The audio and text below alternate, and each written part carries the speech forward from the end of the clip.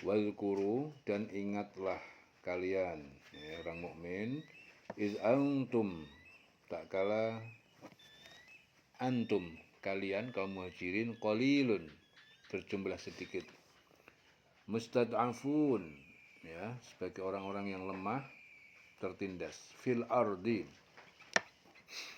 di muka bumi, di bumi Mekah, ya. Takhafuna ayyatakhatafakumun nas, takhafuna, kalian takut, ayyatakhatafakumun nas, bahwa akan menculik kalian manusia, ya, kaum kafir. Fa'awakum wa ayyadakum, fa'awakum, maka dia Allah mengungsikan kalian, ya, ke Madinah, wa ayyadakum, dan dia Allah menguatkan kalian, binasrihi, dengan pertolongannya pada perang Badar, wa razaqakum, dan dia memberikan rezeki pada kalian, minat thayyibat, dari yang baik yang halal, la'allakum tashkurun, agar kalian bersyukur. Dan ingatlah ketika kamu, ya, para muhajirin, masih berjumlah sedikit, ya, kemudian lagi tertindas di bumi Mekah, dan kamu takut orang-orang Mekah akan menculik kamu, maka dia, Allah, memberi kamu tempat menetap, yaitu Madinah, dan dijadikannya kamu kuat dengan pertolongannya, dan diberinya kamu rezeki yang baik agar kamu bersyukur. Dan ingatlah para muhajirin ketika kalian masih berjumlah sedikit, lagi tertindas di muka bumi, yakni di Mekah. Kalian takut orang-orang Mekah akan menculik kalian, mengambil kalian dengan cepat, maka Allah memberi kalian tempat menetap, yaitu kota Madinah. Dan didukungnya kalian, ya, rezeki dari yang baik-baik, berupa ghanimah, agar kalian bersyukur terhadap nikmat-nikmatnya, ya. Ayat ini diturunkan berkenaan dengan Abu Lubabah alias Marwan bin Abdul Munzir. Nabi Muhammad telah mengutusnya kepada orang-orang Bani Quraisyah dengan membawa pesan darinya supaya mereka mau tunduk di bawah kekuasaan Nabi Sallallahu Alaihi Wasallam. Maka Abu Lubabah bermusyawarah dengan mereka, akan tetapi ia mengisyaratkan dengan tangannya kepada mereka bahwa jika mereka tunduk, maka hukumannya adalah sembelih maut. Abu Lubabah sengaja berbuat demikian demi untuk melindungi anak-anak dan harta bendanya yang berada di antara mereka.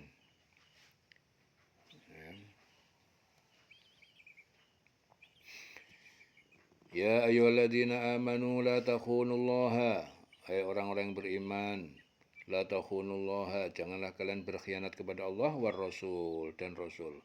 Wa takhunu, dan janganlah kalian berkhianat amanatikum, terhadap amanat-amanat yang dipercayakan kepada kalian, wa antum ta'lamun, dan kamu mengetahuinya.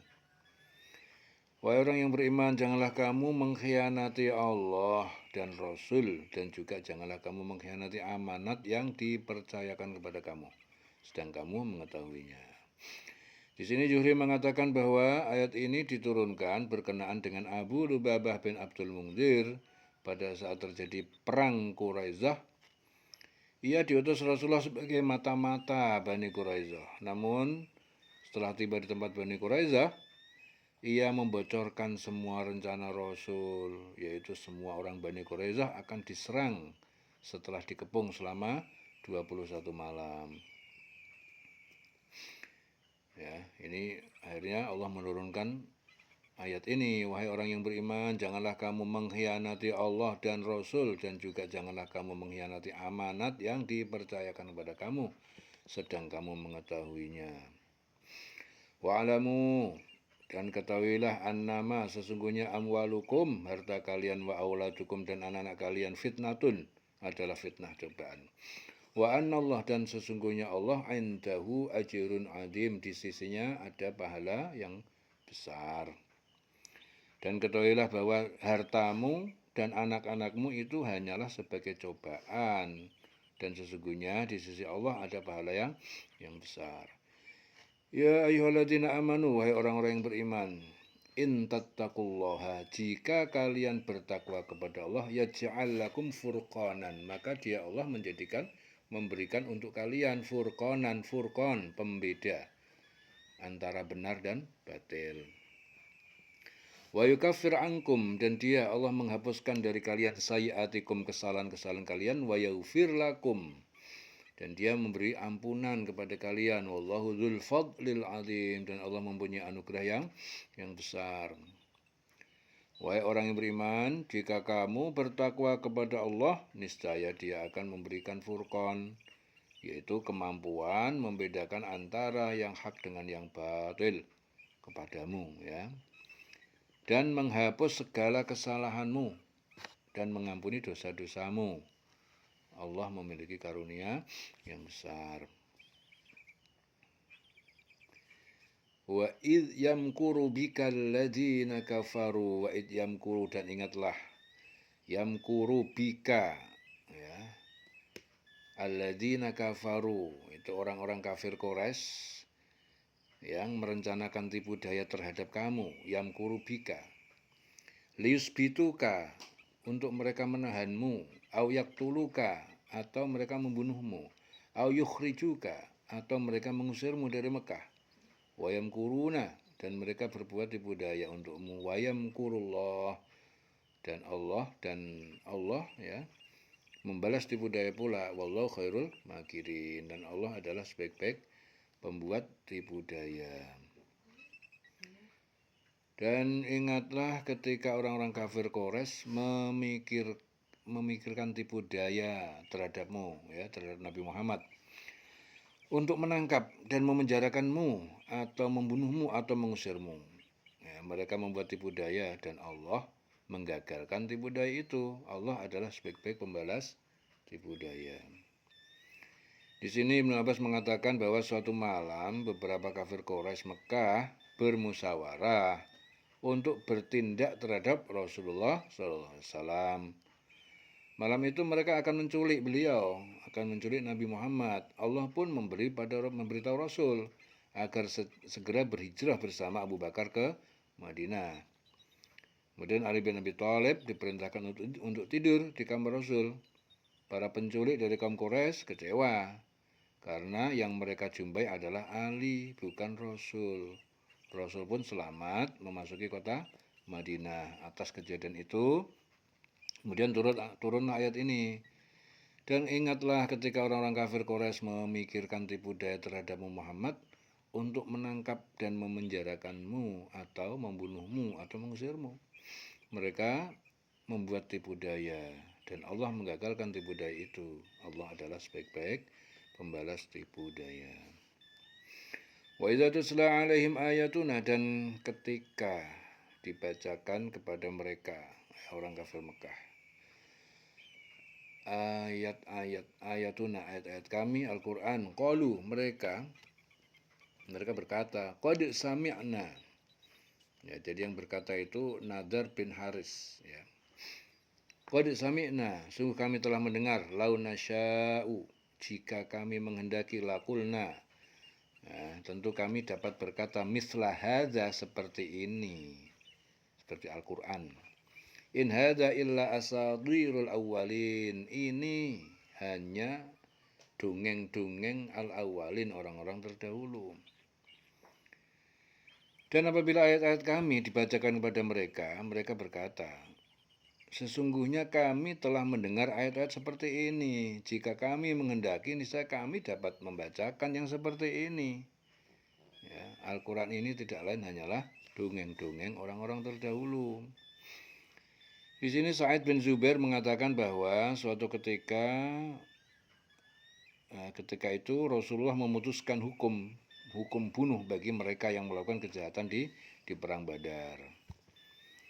Mereka yang melakukan kejahatan di perang Badar, ya, mereka itu adalah Adin dan Nadar bin Haris.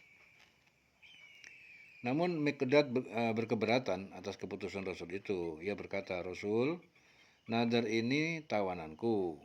Lalu Rasul berkata bahwa Nadar ini adalah orang yang mengatakan dirinya mampu membuat ayat Al-Quran. Ya, maka itu turunlah ayat ini. Dan apabila ayat-ayat kami dibacakan pada mereka, mereka berkata, sesungguhnya kami telah mendengar ayat-ayat seperti ini. Jika kami menghendaki, niscaya kami dapat membacakan yang seperti ini. Al-Quran ini tidak lain hanyalah dongeng-dongeng orang-orang terdahulu. Asatirul awwalin.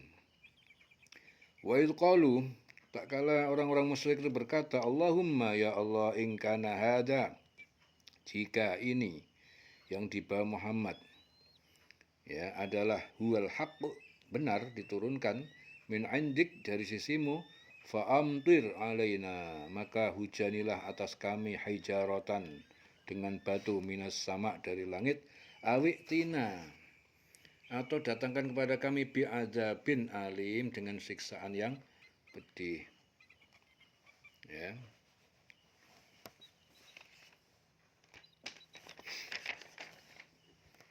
Dan ingatlah ketika mereka, orang-orang musyrik itu berkata, ya Allah, jika Al-Quran ini benar wahyu dari Engkau, maka hujanilah kami dengan batu dari langit, atau datangkanlah kepada kami azab yang pedih. Di sini Sa'id bin Zubair mengatakan bahwa ayat ini diturunkan berkenaan dengan Nadhr bin Haris ketika berkata, sungguh ini tak lain adalah dongeng orang-orang terdahulu. Al-Quran itu adalah tidak lain adalah dongeng, kecuali dongeng orang terdahulu. Kemudian ia berdoa dengan penuh ejekan dan pengingkaran. Ya, penuh ejekan. Ketika orang musyrik berkata, ya Allah, jika ini Al-Quran benar wahyu dari Engkau, maka hujanilah kami dengan batu dari langit. Ya, jadi dia ejekan sambil berdoa, hujanilah kami dengan batu dari langit, dan datanglah kepada kami azab yang pedih. Ya. Wa ma kana Allah liyu'adzibahum wa anta fihim, maka tidaklah Allah dia mengazab, akan menyiksa, mengazab mereka, wa anta fihim, sedang engkau Muhammad fihim, berada di antara mereka. Wa ma kana Allah, dan tidaklah Allah mu'adzibahum, menyiksa mereka, wa hum yastaghfirun, sedang mereka masih memohon ampunan. Ya. Tetapi Allah tidak menghukum mereka. Ya. Selama engkau Muhammad berada di antara mereka. Jadi Allah tidak menghukum mereka selagi Nabi Muhammad berada di tengah mereka, di antara mereka, dan tidak pula Allah akan menghukum mereka sedang mereka masih memohon ampun. Menurut Anas bahwa ayat ini diturunkan berkenaan dengan Abu Jahal bin Hisham, ya, yang berkata, ya Allah, jika Al-Quran yang dibawa Muhammad ini adalah benar di sisimu, dari sisimu, ya, turunkanlah hujan batu dari langit, atau timpakan kami siksa yang amat pedih. Allah bilang dalam Al-Quran ayat 33, tetapi Allah tidak akan menghukum mereka selama engkau Muhammad berada di antara mereka, dan tidak pula Allah akan menghukum mereka sedang mereka masih memohon ampun. Wa ma lahum alla yu'adzibahumullah, dan mereka, mengapa mereka tidak Allah siksa, ya? Kenapa Allah tidak siksa mereka? Wa hum yasudduna, padahal mereka yasudduna, menghalang-halangi manusia, anil masjidil haram, dari untuk mendatangi Masjidil Haram. Wa makanu auliya'ahu, dan mereka bukanlah para penguasa Masjidil Haram. In auliya'uhu, ya, tidaklah para penguasanya, illal muttaqun, kecuali orang bertakwa, walakin, akan tetapi, aksaruhum la ya'lamun, kebanyakan mereka tidak mengetahui. Mengapa Allah tidak menghukum mereka padahal mereka menghalang-halangi orang untuk mendatangi Masjidil Haram, dan mereka bukanlah orang-orang yang berhak menguasainya. Orang yang berhak menguasainya hanyalah orang-orang yang bertakwa, tetapi kebanyakan mereka tidak mengetahui. Ya, di sini Ibnu Abza mengatakan bahwa setelah seluruh orang Muslim hijrah ke Madinah, Allah menurunkan permulaan ayat ini. Mengapa Allah tidak mengazab? Ya, mengapa Allah tidak mengazab? Ya. Sesudah itu Allah mengizinkan mereka untuk membebaskan kota Mekah.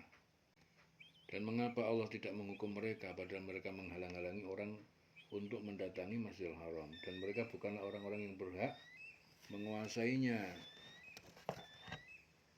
Dan orang-orang yang berhak menguasainya hanyalah orang-orang yang bertakwa, tetapi kebanyakan mereka tidak mengetahui.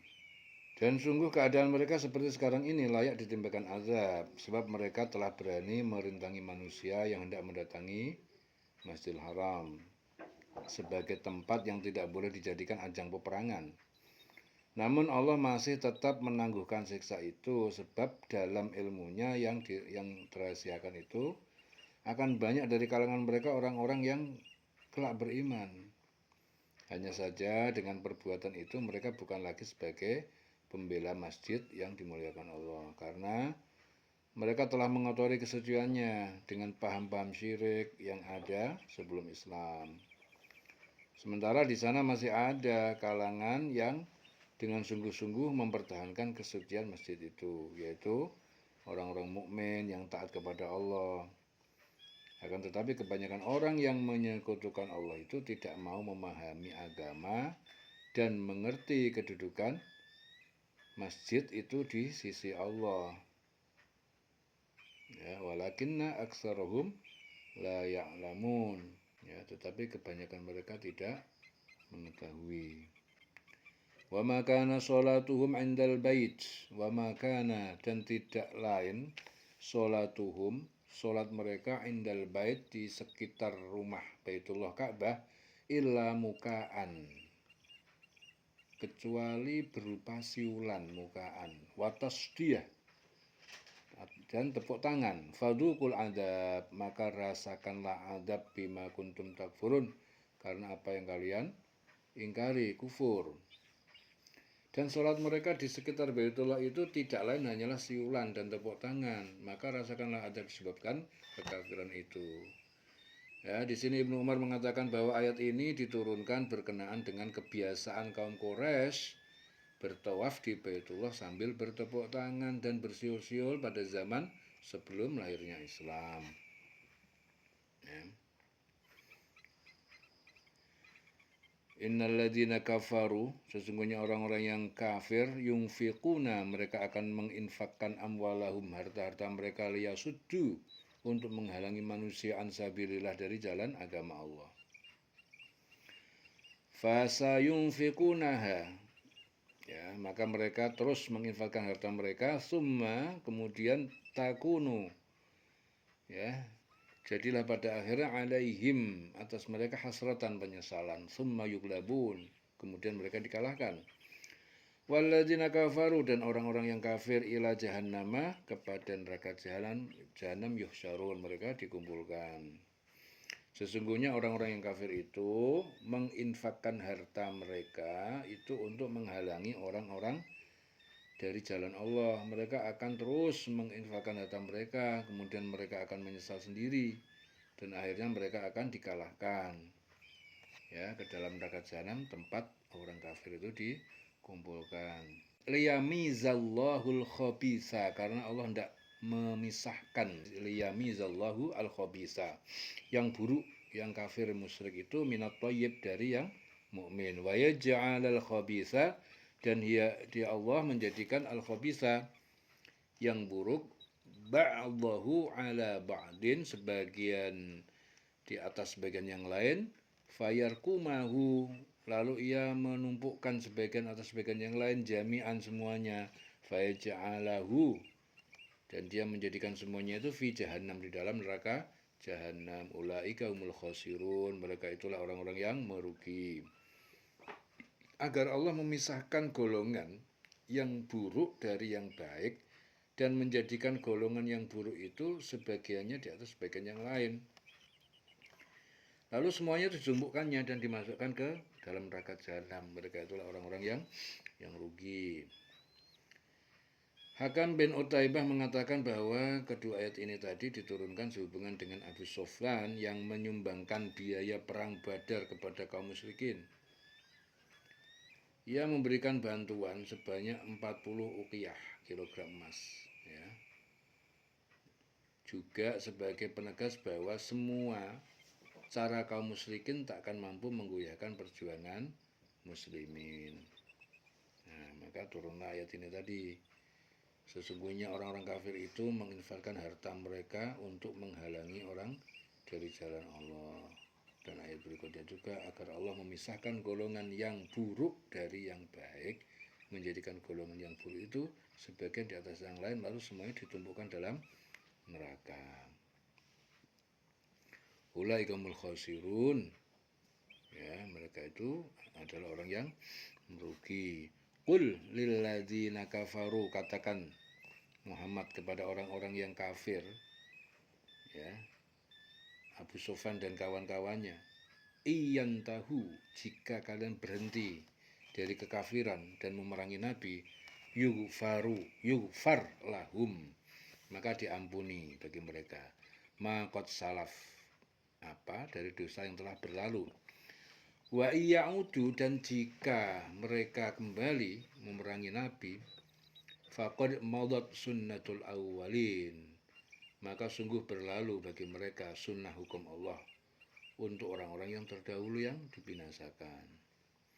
Katakanlah kepada orang kafir itu, Abu Sufyan dan kawan-kawannya, ya, katakan wahai Muhammad kepada orang kafir itu, yaitu kepada Abu Sufyan dan kawan-kawannya, jika mereka berhenti dari kekafirannya, niscaya Allah mengampuni dosa-dosa mereka yang telah lalu. Dan jika mereka kembali lagi memerangi Nabi, sungguh berlaku kepada mereka sunnah Allah, ya, Allah terhadap mereka, sunnah Allah terhadap orang-orang terdahulu yang dibinasakan. Waqatiluhum hatta la takuna fitnatun, waqatiluhum, dan perangilah mereka hatta sehingga la takuna fitnatun, tidak menjadi fitnah, ya, syirik dan kekacauan, wa yakunad din, dan jadilah agama kulluhu lillah, semuanya hanya untuk Allah. Fa inin tahau, dan maka jika mereka berhenti dari kekafiran, fa innallaha, maka sesungguhnya Allah bima ya'maluna basir, ya, dengan apa yang mereka maha melihat. Allah maha melihat dengan apa yang mereka kerjakan. Perangilah mereka itu sampai tidak ada fitnah lagi, dan agama hanya bagi Allah semata, dan agama hanya bagi Allah semata. Nah, jika mereka berhenti dari kekafiran, maka sesungguhnya Allah maha melihat apa yang mereka kerjakan. Fa innallaha bima ya'maluna basir. Wa in tawallau, dan jika mereka berpaling, fa'lamu, maka ketahuilah annallaha, sesungguhnya Allah maulakum, adalah pelindung kalian. Ni'mal maula wa ni'man nasir, dia adalah sebaik-baik pelindung, wa ni'man nasir, dan sebaik-baik penolong. Ni'mal maula wa ni'man nasir.